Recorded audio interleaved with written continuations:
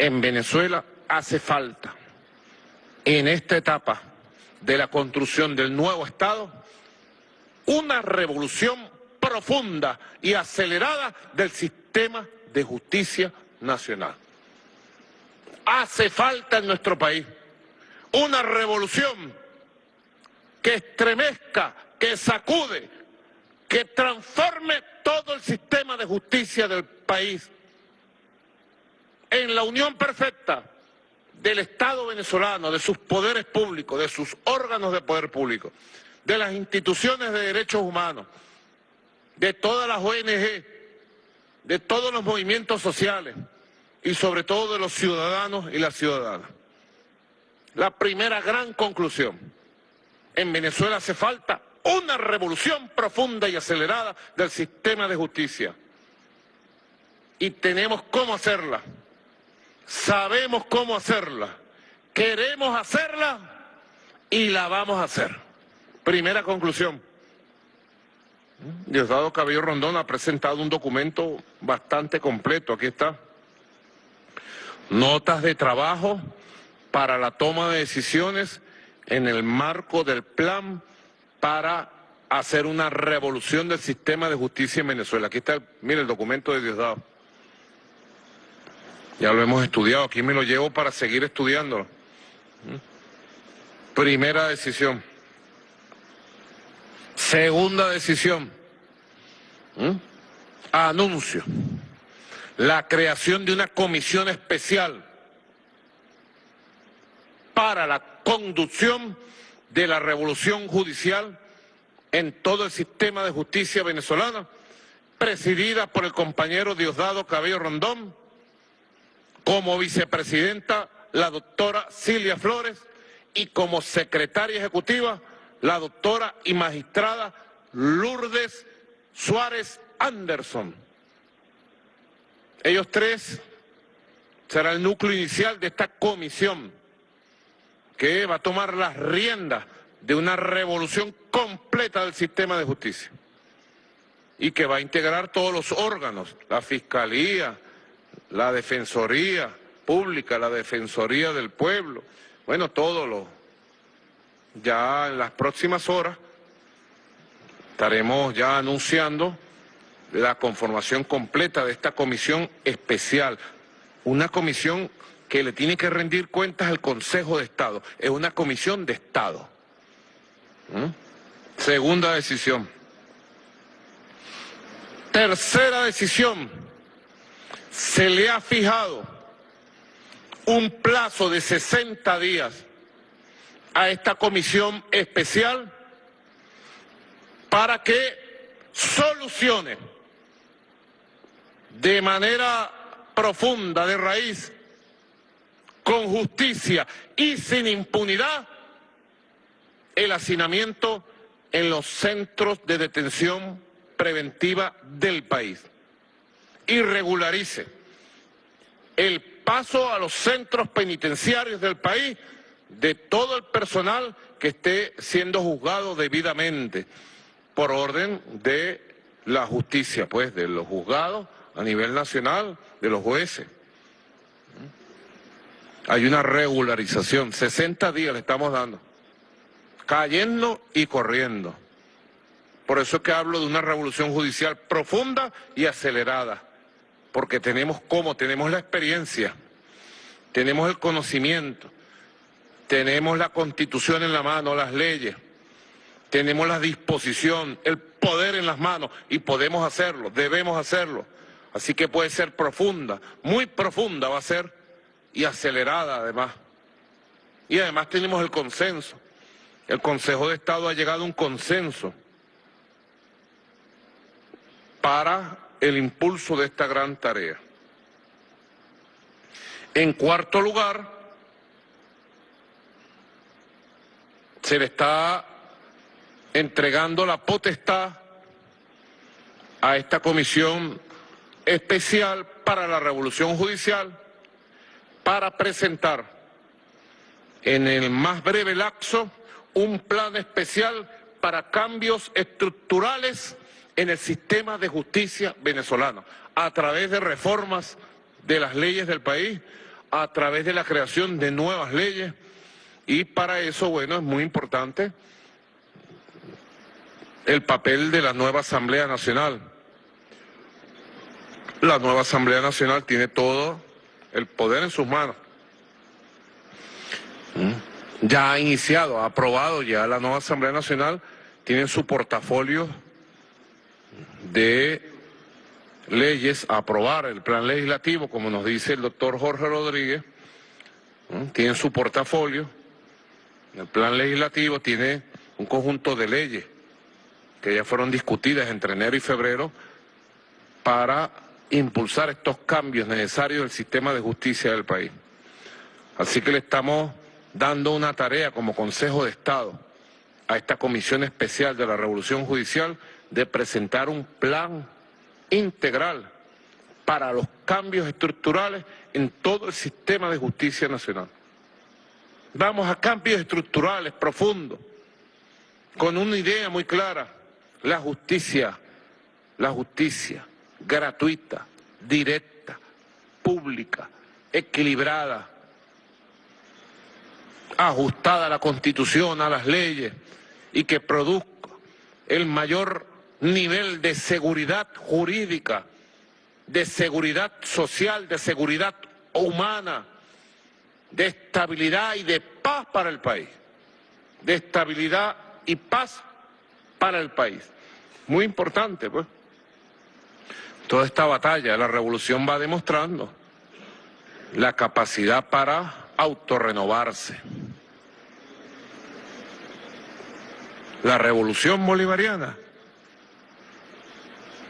siempre lo digo, lo decía nuestro comandante Hugo Chávez, debe tener la capacidad para ver los problemas donde estén y para enfrentarlos siempre. No podemos pasar por un lugar y voltear la cara y dejar un problema aquí sabiendo que existe. No, nosotros tenemos que voltear la cara y ver el problema de frente, hacerle frente a los problemas que haya, donde estén, renovar nuestro espíritu revolucionario y meternos de frente a resolver los problemas de la índole que sea un problema de carácter comunitario, local, regional, o un problema de carácter nacional, o un problema de carácter internacional. Sea el problema que sea, enfrentarlo.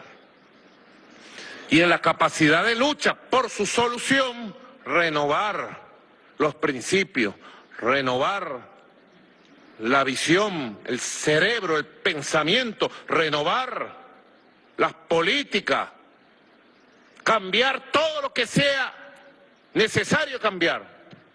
Todo lo que sea necesario cambiar, siempre está en disposición de cambiarlo. La revolución debe ser el cambio permanente, la renovación permanente, la búsqueda de lo nuevo y de lo mejor permanente. Esa debe ser la revolución, y no cansarnos nunca.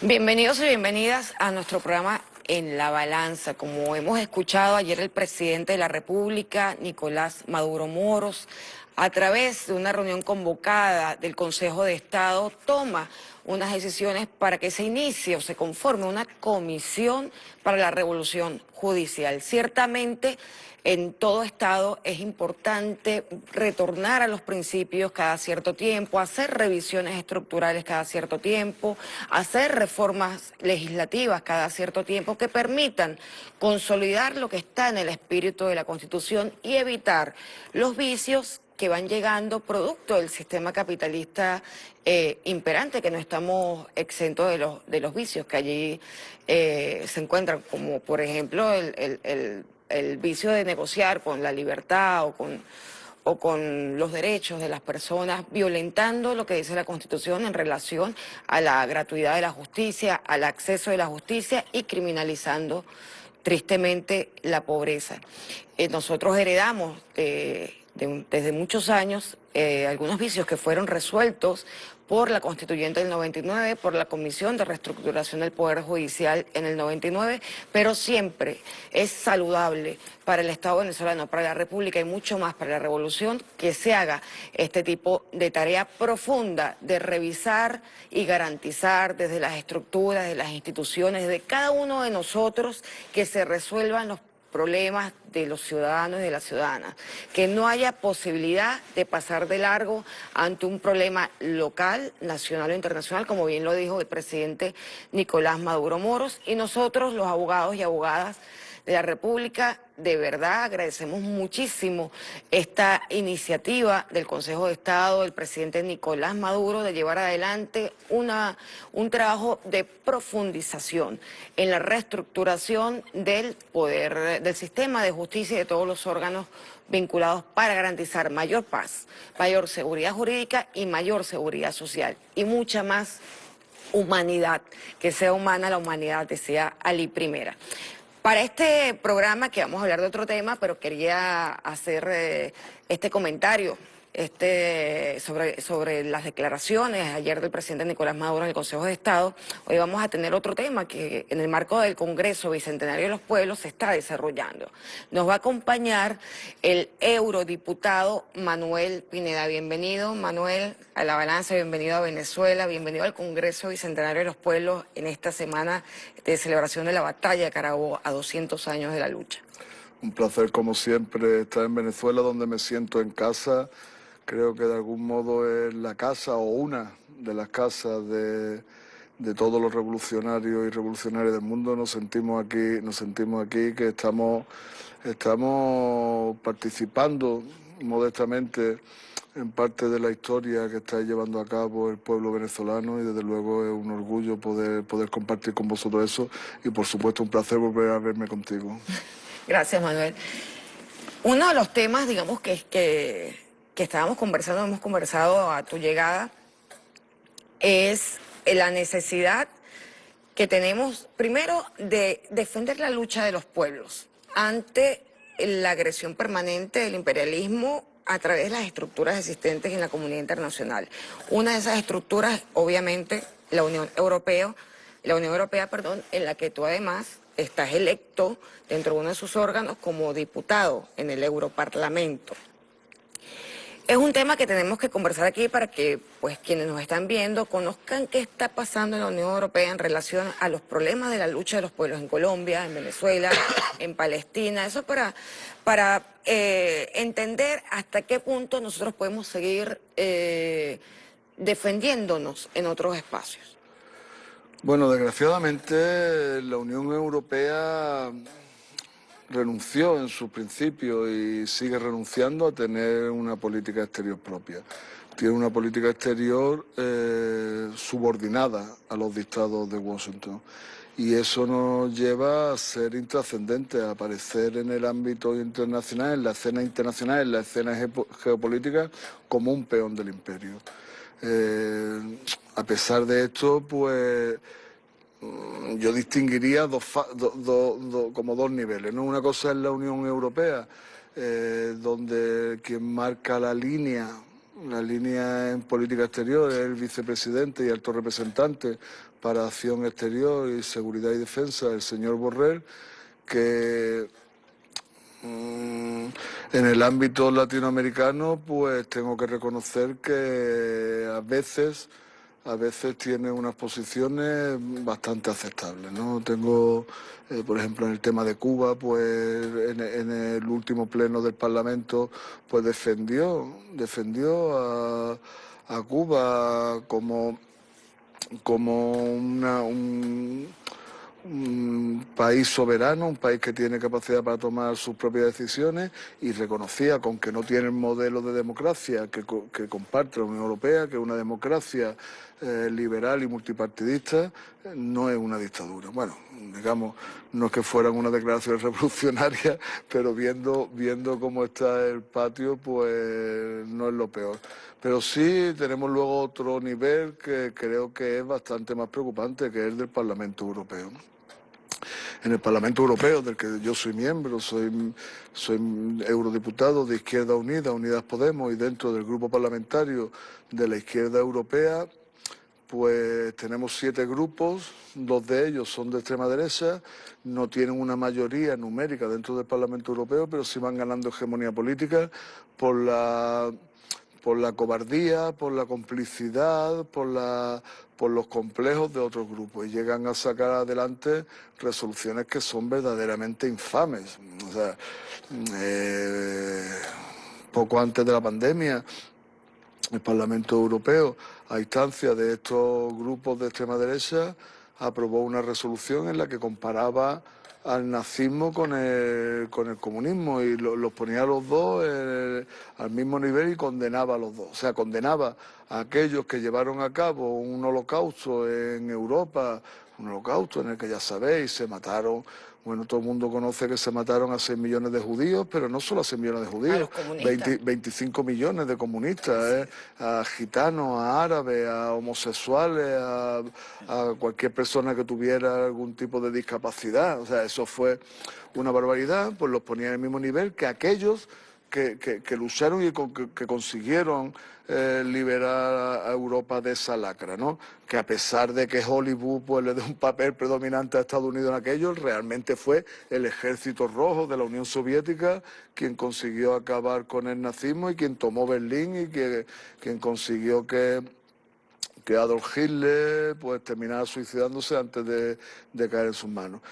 Pero es que nos encontramos con que reiteradamente, o sea, yo ya bromeo, yo soy el ponente en todos los debates, el ponente de mi grupo en todos los debates sobre Venezuela, por ejemplo, ya bromeamos, ¿no? En cada pleno o en cada 2 plenos nos encontramos un debate sobre Venezuela, condenando a Venezuela por cualquier motivo. O sea, se extrañan cuando Venezuela no está en agenda. Muchas veces son exagerados, pero otras veces que son inventados directamente, ¿no? Condenan a Venezuela por llevar a cabo unas elecciones, ¿no? O sea, cosas surrealistas. Nos encontramos con que condenan a Cuba por meter en la cárcel a un tipo, un tal Ferrer, no me acuerdo del nombre, que es un hombre violento, un hombre que ha agredido a sus 3 mujeres, ha estado casado 3 veces, ha pegado paliza a sus 3 mujeres, a la última estando embarazada de 6 meses. Le pega una paliza. Lo meten en la cárcel y lo llevan al Parlamento Europeo como si eso fuera persecución de los disidentes, ¿no? Es realmente increíble, pero luego se niegan, evitan, boicotean, sabotean que haya cualquier debate, por ejemplo, sobre lo que está pasando ahora en Colombia, donde el ejército, la policía y los paramilitares, de forma coordinada, están acribillando a un pueblo que está protestando de forma pacífica, de forma legal, por supuesto. No, y además con argumentos. Claro, Tienen contra más de un paquete, 50 años de paramilitarismo. contra un paquete de medidas neoliberales que van a empobrecer aún más a la población. Bueno, digo, podía ser por esto como si es por lo que fuera. El pueblo tiene derecho a la protesta.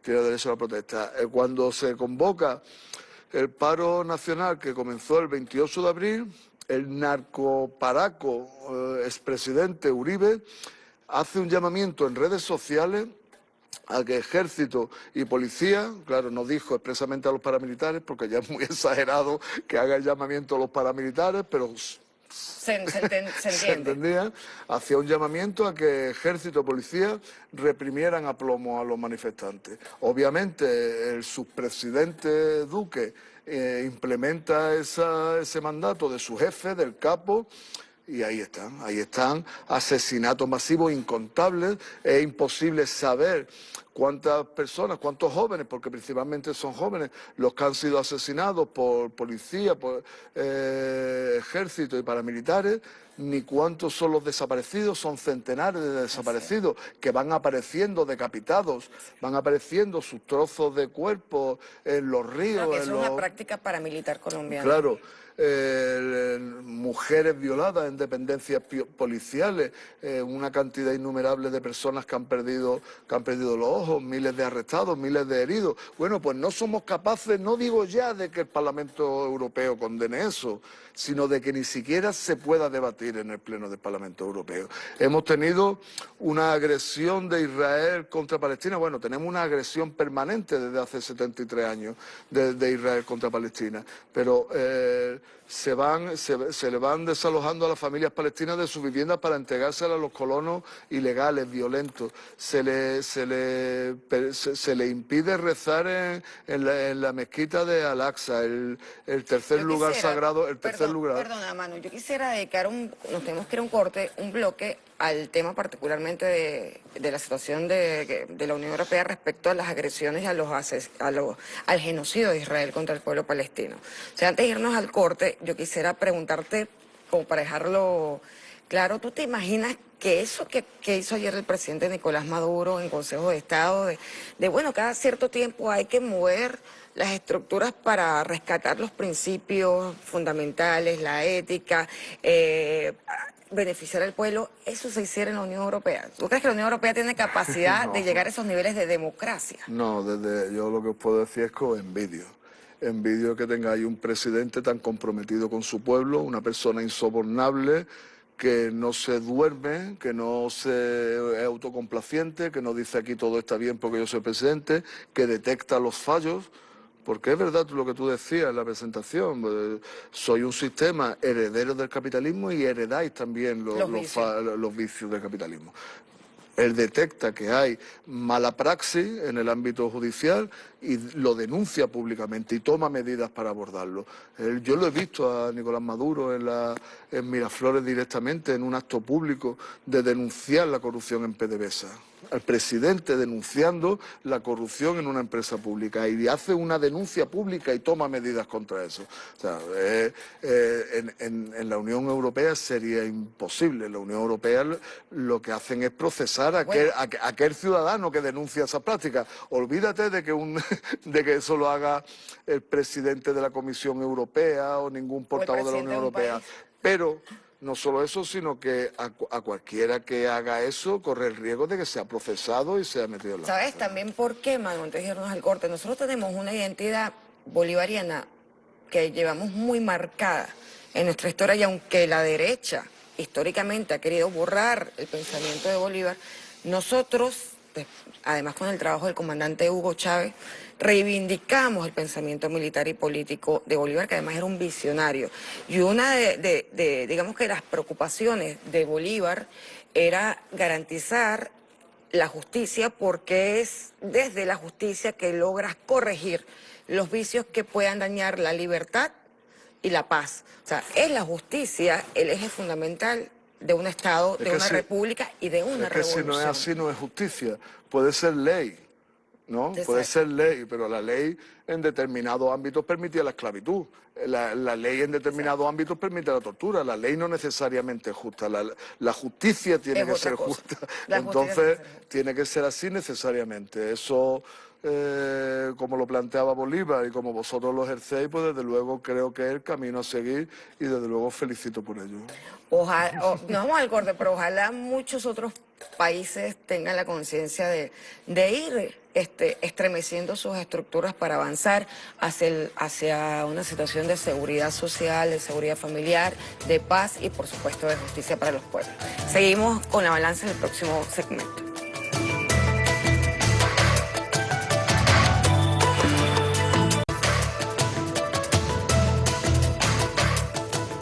Continuamos en la balanza con nuestro invitado especial de hoy, el eurodiputado Manuel Pineda, además secretario de Relaciones Internacionales del Partido Comunista Español.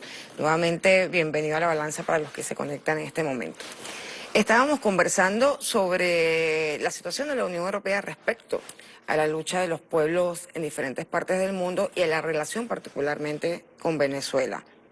Antes de entrar en el tema que íbamos a hablar, que era también hablar de la lucha del pueblo palestino y la posición de la Unión Europea, quería comentar que, bueno, que nosotros, a pesar de las medidas coercitivas, del bloqueo y de la agresión permanente a nivel diplomático, a nivel político, a nivel económico, con operaciones psicológicas que están trabajando desde las redes, etcétera, nosotros vamos avanzando como revolución. como proyecto bolivariano, como proyecto revolucionario, y en un proyecto además unido a la lucha de los pueblos del mundo. Vamos avanzando. En este momento hay que comentar que el Estado venezolano se está defendiendo en Europa del reglamento que se impuso desde el Consejo Europeo, en el que nos aplican medidas coercitivas como Estado venezolano, Estado soberano, y que de forma unilateral la Unión Europea ha impuesto al Estado venezolano siguiendo las órdenes de Estados Unidos. Este reglamento fue denunciado ante el Tribunal Europeo, y el Tribunal de Justicia Europeo por lo menos ha avanzado diciendo que tenemos legitimidad como república, como Estado, para actuar ante la Unión Europea en sus órganos jurisdiccionales para defender la integridad del pueblo venezolano, porque las medidas afectan la salud y la economía del pueblo venezolano. O sea, hay retrocesos, pero también hay avances, porque es que no se puede tapar la verdad tan fácilmente. Incluso a esas instituciones les va a costar mucho justificar lo que están haciendo en contra del pueblo venezolano, en contra del pueblo palestino, en contra del pueblo colombiano, al no actuar o actuar agrediendo, siguiendo instrucciones de Estados Unidos. Sí, bueno, en primer lugar, lo que tenemos es que dejar claro que todas las medidas coercitivas, todas las sanciones que aprueba la Unión Europea son ilegales. Son ilegales porque el único organismo legitimado para imponer sanciones es el Consejo de Seguridad de Naciones Unidas. Entonces, esto lo que hacen es, más que aplicar la legalidad internacional, lo que hacen es contentar al matón de la clase, que suelo decir, el ejemplo que suelo poner porque creo que es bastante gráfico, ¿no? Tú frente a un matón de una clase que hace bullying, que castiga a otros niños, que les pega, que les agrede, que les insulta, que los humilla, tú puedes tomar dos medidas. O apoyar a las víctimas o reírle las gracias al matón, pues, con el objetivo de que no te pegue y te agreda también a ti, ¿no? Pues la Unión Europea desgraciadamente ha tomado esta segunda vía, ¿no? La de no enfrentarse al imperio, y lo lleva a hacer el ridículo en situaciones como la que estamos diciendo y aprobar medidas para las que no tiene capacidad para aprobar, ¿no? Ahora resulta que el Tribunal de Justicia de la Unión Europea reconoce el derecho de Venezuela de defender lo que es suyo, de defender lo que es de su pueblo. Porque es que nos encontramos con barbaridades como la que vimos la semana pasada o la anterior, hace 10 días, en las que 10 millones de dólares que destina Venezuela, que a pesar del bloqueo, a pesar de todo esto, pues hace un sacrificio y envía a través del mecanismo COVAX que se le impone para esto, para comprar vacunas para su pueblo, pues un banco suizo va y se los roba. Se apropia de ese dinero.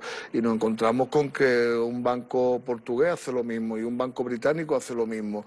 En Estados Unidos le regalan concesiones de PDVSA, concesiones de tal, al títere Guaidó. Nos encontramos con una falta de garantía, una falta de garantía jurídica, de aplicación de seguridad jurídica, que es tremenda. Y eso yo creo que ni siquiera a ellos les va bien. Yo, y eso es un análisis personal, no es información como Parlamento, ¿no? Pero yo creo que Biden, que tiene otras prioridades, tiene otra agenda, su obsesión es China y Rusia, así lo tiene declarado en su informe de seguridad nacional, se ha dado cuenta que con Venezuela no puede. Con Venezuela lo han probado ya todo. Han probado desde intentos de golpe militar, desconociendo la firmeza de la unidad cívico-militar aquí, una fuerza armada que están al servicio de su pueblo, que no se van a volver nunca contra su pueblo. Han intentado el asedio medieval que se está aplicando contra el pueblo venezolano. La guerra económica en la que una página web marcaba la inflación de aquí, ¿no? Y han llegado a que en Venezuela sea el único sitio en el que se devalúa el dólar, ¿no? A situaciones tan ridículas como esta, ¿no? Entonces, y no pueden. Eso se lo he escuchado yo a socialistas en el Parlamento Europeo, en los debates que tenemos sobre esto. De decir, ¿no os dais cuenta ellos venían a decir, si nosotros apoyamos todas las medidas, le decía a la derecha, apoyamos todas las medidas que impulsáis, pero no os dais cuenta que no sirven para nada, que con esta gente no podemos. ¿No creéis que es mejor? Vamos a aclarar, los socialistas en Europa Los son diferentes exacto. Socialdemócratas o socialliberales. Entonces, ¿no os dais cuenta que no se puede? Que aquí hay un compromiso de lealtad que quizás vosotros no le dais el valor que tiene porque sois protagonistas de ese compromiso. Hay un compromiso de lealtad entre el pueblo y el gobierno revolucionario, que esto, a pesar de las sanciones, a pesar del sufrimiento, es verdad que están generando sufrimiento al pueblo. No podemos decir, tomad las medidas que queráis que a nosotros no nos afectan. Claro que afectan. Pero el pueblo es consciente de quién le genera el sufrimiento. Y ese compromiso de lealtad no han conseguido romperlo. Y yo preveo, digo, no informo porque no lo conozco, pero preveo, pronostico que la administración estadounidense va a cambiar de táctica. Va a cambiar de táctica porque ya están cansados de hacer el ridículo, de inventarse al monigote de... Pero eso los hace más peligrosos, Sí, lo hace más peligroso en el ámbito internacional. Claro.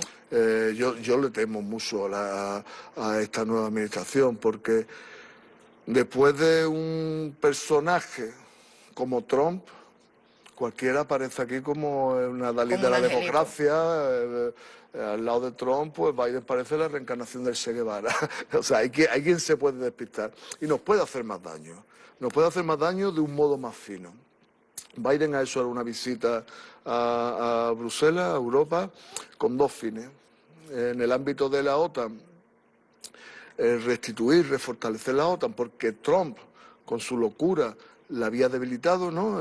Digo, a nosotros nos viene bien que la debiliten. Nosotros, desde luego, apostamos porque desaparezca, ¿no? Porque desaparezca, porque es una máquina de muerte, una máquina de guerra. Pero Trump, la había debilitado por lo bruto de sus métodos, ¿no?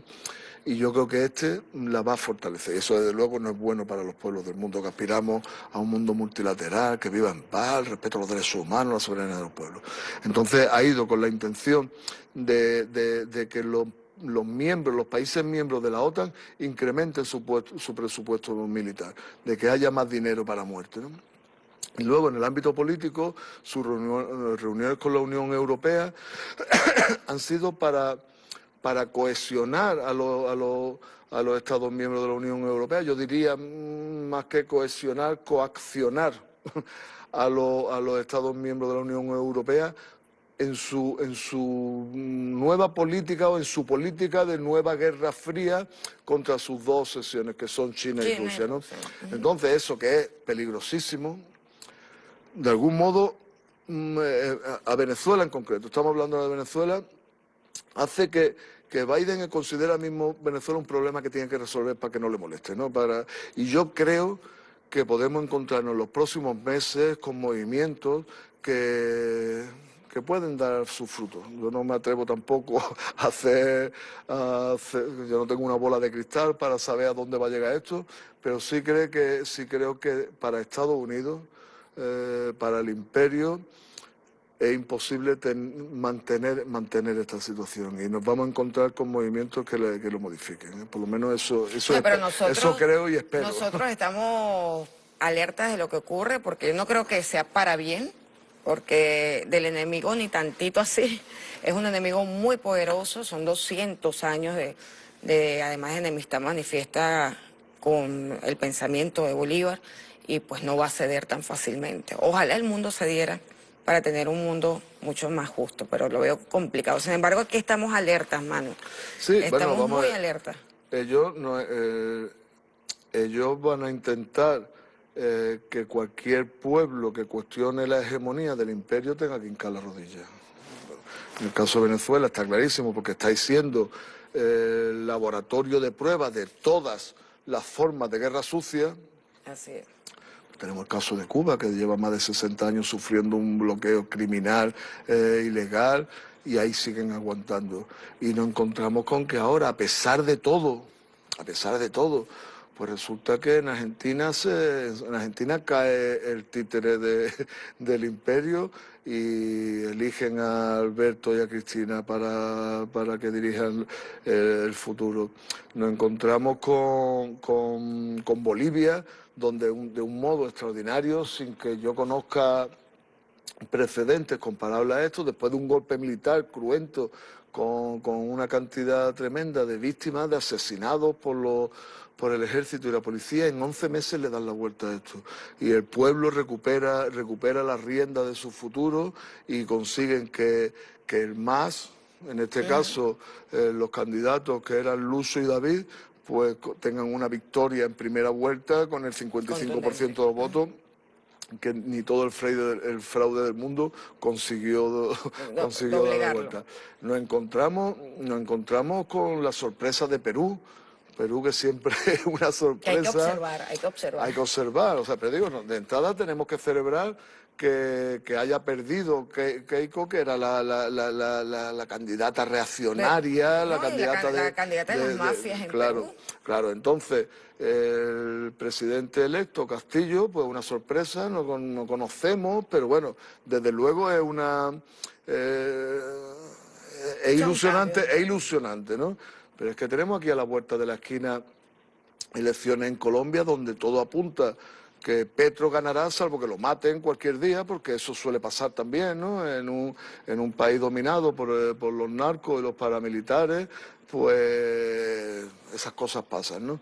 Pero todo apunta a que por primera vez en la historia puede haber un gobierno progresista en Colombia. En Chile, todo el proceso que ya ha enterrado por fin la constitución pinochetista y que hace que los sectores progresistas, no Bachelet, o sea, digamos, los sectores que realmente están provocando transformaciones estructurales, puedan ganar. Nosotros estamos muy ilusionados con la candidatura de Jadue, pero además es que tenemos que ha ganado una camarada del Partido Comunista Chileno, ha ganado la alcaldía de Santiago, digamos, hay un proceso que es interesantísimo y muy ilusionante. La candidatura de Lula en Brasil, que puede hacer que caiga de nuevo la extrema derecha, que caiga el bolsonarismo, el nefasto, ¿no? Lo que sí hemos visto es que estos progresistas, que son muy suaves en su discurso o en su actuar, terminan entregando a la derecha. O sea, es decir, a mí me gusta más hablar de revolución, particularmente. Me gustaría más que llegáramos a un punto en el que tengamos candidatos de verdad de un proceso de transformación profundo en toda América Latina. Tenemos expectativas con los progresistas, pero ojalá se avance a lo estructural, a no solamente reformas puntuales necesarias, sino, por ejemplo, Colombia, un progresista tiene que llegar a hacer una transformación revolucionaria, porque lo que ha vivido Colombia y lo enquistado que está el narcoparamilitarismo en Colombia no se puede resolver con una situación de cambio de leyes o de cambio de estructuras fácilmente. O sea, es empezar además a señalar los carteles de Estados Unidos, señalar quiénes son los distribuidores, señalar qué negocios hay detrás del narcotráfico, como el negocio de la guerra, el negocio de las armas. O sea, es un tema muy fuerte que ojalá podamos llegar a verlo nosotros, ¿no? Que pueda suceder. Mira, Olga, en mi opinión los problemas complejos no tienen soluciones fáciles. O sea, a mí me gustaría no tener un candidato revolucionario. Un candidato revolucionario podemos tener todos los que queramos. Lo que me gustaría es tener unas condiciones que nos permitieran que los candidatos revolucionarios pudieran llegar, en primer lugar, al gobierno y más adelante al poder, ¿no? Pero el escenario que tenemos es el que tenemos. En el caso de Colombia, Petro, si consigue llegar a la presidencia, pues tiene una situación complicada. O sea, llegar, como bien sabéis, en Venezuela, quizás mejor que nadie, tener la presidencia o tener gobierno no significa tener poder. Claro. Eso en cualquier lugar del mundo. En Colombia mucho más, donde el paramilitarismo es muy fuerte, las redes de narcotraficantes vinculadas a Uribe y al uribismo son tremendas. O sea, el que llegue un candidato progresista a Colombia no significa que de la noche a la mañana va a haber cambios estructurales. Va a tener una situación complicadísima. Pero si es posible que se llega a eso es porque el pueblo colombiano es consciente de lo que se está jugando. Aquí no se está jugando el conseguir transformaciones socialistas, por lo menos en un corto plazo. Lo que se está jugando es una pelea entre fascismo y democracia. O sea, ¿no? y entonces eso le ha llevado a conseguir lo que han bautizado como el pacto histórico, en el que todas las fuerzas democráticas, la mayoría de ellas progresistas, pero yo creo que intentarán incluso sumar a sectores no de izquierda, sectores liberales, pero es que lo que hay enfrente es puro fascismo. Así es. Entonces, ¿qué me gustaría a mí? Bueno, pues eso es hablar de eso es hablar no de lo material, lo que tenemos que analizar lo concreto, y lo concreto es que por primera vez en la historia tenemos la posibilidad de que Colombia tenga un gobierno al servicio de la mayoría social, ¿no? Quizás no revolucionario, en fin, no sé, pero... Bueno, es el primer paso. Claro, entonces yo creo que lo que sí tenemos es que buscar la unidad, la alianza, que nos hagan fuertes, porque si no conseguimos aliarnos, ellos siempre están aliados, ¿eh? Ellos pueden tener diferencias de matices y que salga uno y diga una cosa y diga otra, pero luego a la hora de la verdad, ellos Actúan en bloque. actúan como, ellos golpean con un solo puño, ¿eh? Y nosotros al final tenemos tendencia a pegar tortacitos cada uno por nuestra cuenta, y eso nos hace daño. Entonces es básico, es fundamental. Yo insisto mucho en mi partido, no de ahora, desde el año 34 del siglo pasado, en el que impulsó la política de frentes populares. Tenemos obsesión por la unidad. ¿Tú te acuerdas de eso?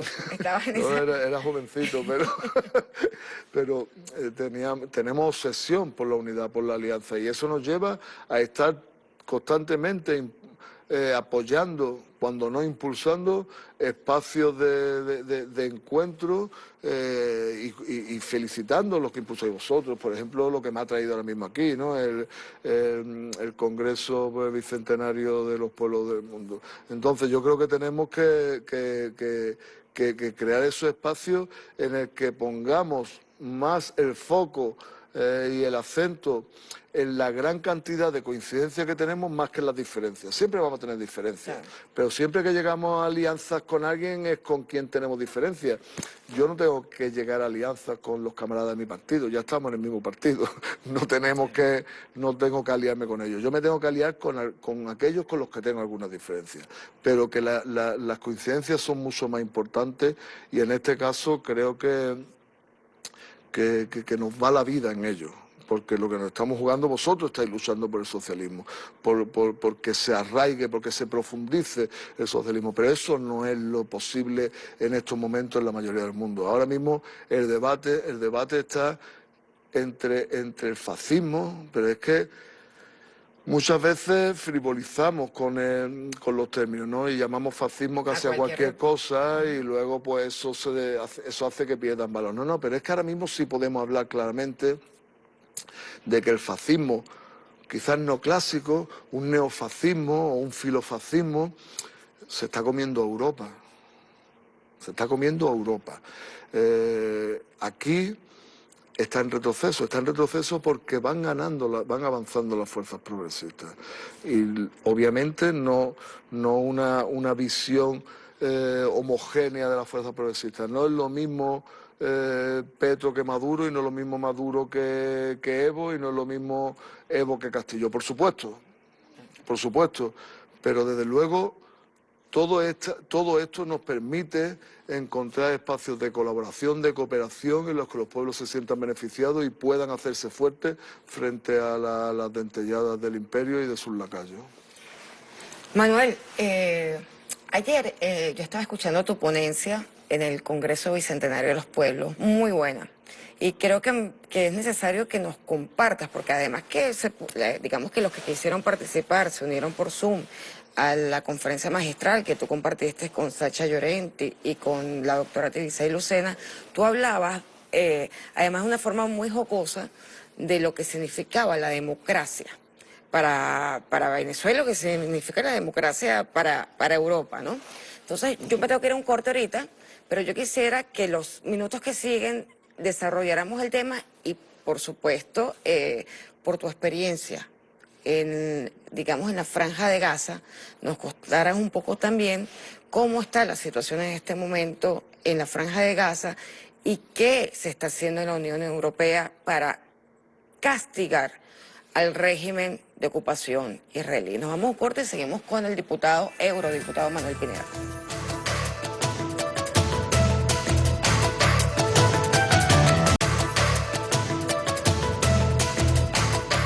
Seguimos en la balanza con nuestro invitado de hoy, el eurodiputado Manuel Pineda, secretario de Relaciones Internacionales del Partido Comunista Español, y que viene a acompañarnos, viene al Congreso Bicentenario de los Pueblos que se está desarrollando en este momento en Venezuela y con la participación virtual de muchísimos sectores, muchísimos movimientos de diferentes partes del mundo, bueno, virtual y también presencial, aquí hay representación, pero ciertamente dado la pandemia, pues le ha sido muy difícil a muchas personas poder llegar a Venezuela por las restricciones que hay de tránsito internacional.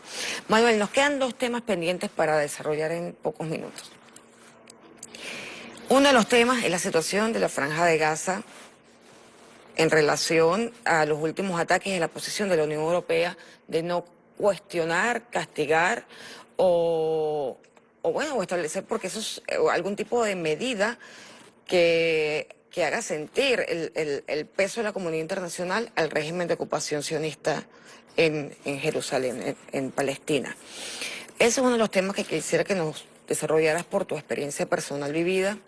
Y el otro tema es, oye, háblanos un poco, porque ayer me gustó muchísimo la intervención tuya en el Congreso Bicentenario de los Pueblos, que tú hablabas de que democracia no es elegir, la democracia es algo mucho más profundo que elegir. Tú escoges por cuál empieza. Bueno, lo voy a intentar no extenderme demasiado porque yo el día que enseñaron a resumir yo falté a clase, entonces me extiendo siempre mucho. Digo, yo en primer lugar me gustaría no hablar de la agresión a Gaza o no exclusivamente de la agresión a la Franja de Gaza. O sea, nosotros nos hemos acostumbrado a que cada 2, 3, 4, 5 años haya una agresión de Israel sobre la Franja de Gaza, nos movilizamos en todo el mundo contra esa agresión y nos olvidamos de que el problema de Palestina no es solo eso. O sea, Israel tiene ocupada Palestina total o parcialmente desde el año 48, aplicando una política de apartheid y de limpieza étnica, que trata de echar a los palestinos de su tierra y que ellos, los sionistas, pues como decidieron en su congreso a finales del siglo XIX, se consideran el pueblo elegido por Dios y que Palestina es su tierra prometida. Y con eso, en base a sus sagradas escrituras, pues están llevando a cabo una limpieza étnica contra los palestinos, que tratan de echarlos y a los que no los echan los matan. Periódicamente nos encontramos con una agresión sobre la Franja de Gaza y nos movilizamos, pero tenemos que movilizarnos a diario cuando no hay agresión sobre la Franja de Gaza, sobre esa ocupación criminal, discriminatoria, que practica la segregación o apartheid y la limpieza étnica. Entonces nosotros en la Unión Europea intentamos que la Unión Europea tome partido por las víctimas en vez de por los verdugos. La Unión Europea hace unas declaraciones, en algunos casos impecables, en otras bastante discutibles. En la última agresión a la Franja de Gaza, la declaración que hizo el señor Borrell era absolutamente inaceptable, en el que mientras que estaban bombardeando los F-16 israelíes sobre la población civil de la Franja de Gaza, asesinando a centenares de personas que el único delito que habían cometido era ser palestinos y querer vivir en Palestina, pues el señor Borrell lo que viene condena el lanzamiento de cohetes desde Gaza a Israel y le pide a Israel proporcionalidad en la respuesta. Bueno, es absolutamente inaceptable, pero digo, en otras ocasiones sí suele hacer declaraciones que son impecables, pero eso nunca va acompañado de hechos. Entonces esas declaraciones al final son brindis al sol. ¿Está bien que la haga? Pues sí, siempre es mejor que haga esa declaración que otra en el sentido contrario. Pero si eso no va acompañado de eso, es absolutamente estéril, es un lavado de cara, ¿no? Nosotros pedimos que pase a la acción. La Unión Europea tiene un acuerdo de asociación con Israel que en su cláusula segunda dice que está basada en el respeto a los derechos humanos por las dos partes. Y es obvio que Israel no respeta los derechos humanos del pueblo palestino. Nosotros les pedimos que apliquen esa cláusula segunda, la cláusula de derechos humanos, y suspenda el acuerdo de asociación con Israel. Le pedimos que excluya a Israel de todos los programas patrocinados financieramente por la Unión Europea. Por ejemplo, el programa Horizonte, que le está sirviendo a Israel para financiar su industria armamentística. Las empresas que fabrican los drones con los que asesinan a los niños de la Franja de Gaza reciben ingentes cantidades de dinero de la Unión Europea. Nosotros entendemos que eso es inaceptable. Y le pedimos que lo cancele, que cancele la participación de Israel en el programa Erasmus, que no se permita que Israel comercie con los productos de los asentamientos ilegales, los asentamientos israelíes ilegales en la Cisjordania ocupada, que no pueda comerciar en la Unión Europea. Hay medidas que tomar. No se pueden escudar en que el Consejo de Seguridad de la ONU no toma medidas porque Estados Unidos las veta todas, ¿vale? Bueno, pues no conseguimos que el Consejo de Seguridad tome medidas contra Israel, pero la Unión Europea sí tiene herramientas para poder utilizarlas. El otro tema que me planteaba sobre la democracia, pues yo creo que vosotros conocéis esto mejor que nosotros. La democracia no puede ser, yo ponía ayer en la ponencia esta, ponía el ejemplo de la fábula de Galeano, en la que un cocinero reunía a todas las aves que tenía allí, los reunía democráticamente, le decía, venga, elegid entre todos vosotros con qué salsa queréis que os cueza. Y las aves decían, hombre, pues no queremos que nos cueza con ninguna salsa, lo que queremos es que no nos cueza. Ah, bueno, pues hasta aquí ha llegado la democracia, ¿no? O sea, te dan a elegir cosas, pero no te lo dan a elegir todo. Tú no puedes decidir que no me cuezas, ¿no? O te dan a elegir entre Coca-Cola y Pepsi-Cola. Mira, no, ese no es el tema. El tema no es ir a votar cada 4 años, darle un cheque en blanco al gobernante elegido y esperar otros 4 años para votar. Es necesario la creación de estructuras de poder popular, como estáis haciendo aquí. La estructura de jóvenes, de mujeres, de ancianos, de los pueblos originarios, de los campesinos, de la clase obrera. Crear una estructura que permita profundizar en la democracia. Y además, que no permita al gobernante de turno de hacer lo que le dé la gana. El votar no es un cheque en blanco para que el gobernante haga como hizo Lenín Moreno, que llegó a la presidencia de Ecuador con un programa correísta, porque él era el candidato del correísmo, con un vicepresidente como era Jorge Gray, y una vez que llega al poder, tira al desagüe. El programa se pone a legislar en favor de los más poderosos, mete en la cárcel a su vicepresidente y eso lo hace todo con la patina de que esto es democrático porque a mí me ha elegido el pueblo. A ti te ha elegido el pueblo con un programa y eso es un contrato que tienes que respetar. Y para que eso pueda ser así es necesario que hayan estructuras de poder popular que no les permitan desviarse de lo prometido. Así es.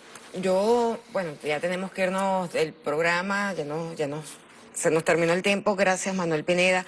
Gracias porque nosotros nos sentimos muy orgullosos de tener aliados como ustedes a nivel internacional, personas y también a nosotros en esta lucha que damos por seguir construyendo la República Bolivariana que soñó Bolívar y que soñó el comandante Chávez. Muchas gracias, Manuel, por tu visita. Un placer y un honor, como siempre. Igual, un honor para mí. Hasta luego.